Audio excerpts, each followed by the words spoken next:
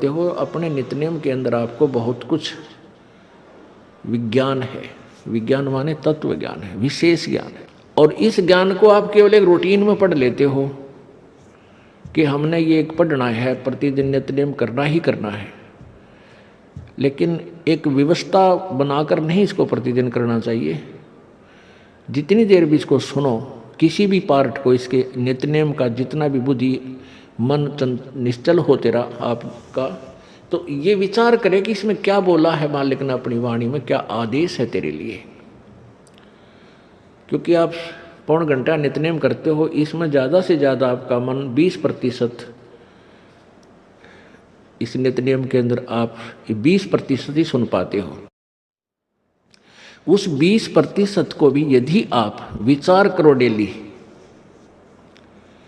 कि इसमें क्या आदेश है मालिक का, और फिर अपने जीवन को सारा दिन, उस दिन को ऐसे ही सुचारू रखो। क्योंकि आपको घर से निकलने से पहले ये पढ़ा इसलिए जाता है कि आपके साथ रास्ते में कोई निकम्मा भी टकराओगा, कोई गाली देने वाला भी मिलेगा, कोई बुंडा भी बोलेगा, कितना कोई आंट भी लावेगा। तो उनके साथ आपने कैसे व्यवहार करना है। आवत गाड़ी एक है, उल्टा हो अनेक, और कह कबीर ना उलटी हुआ रहे एक की एक। इसको पढ़ना नहीं है। मान ले कोई बुंडा बोला है, गलत बोलता है, गाली देता है,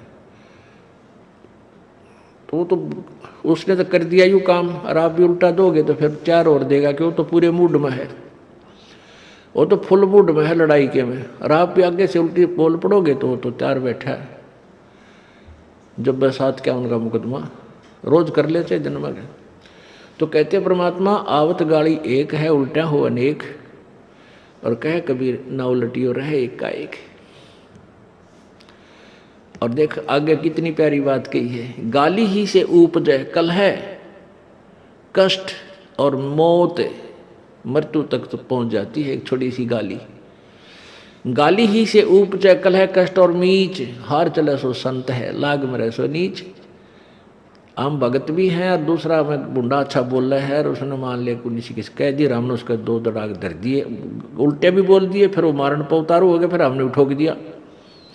हो सकता है आप उसे तगड़े भी हो और अच्छा भी संवार दो, फिर आप में और उसमें कसर के रहेगी। आप तगड़े भी हो और आपसे हल्का आदमी भी आपने बुढ़ा अच्छा बोला है, उसने बालक समझ के अनजान है, उससे बचो। तो इन नित्यनियम करने का डेली हमें जो पाठ करते हैं, इससे ज्ञान यज्ञ तो होता ही है। ज्ञान यज्ञ के साथ हमने समाधान भी इसका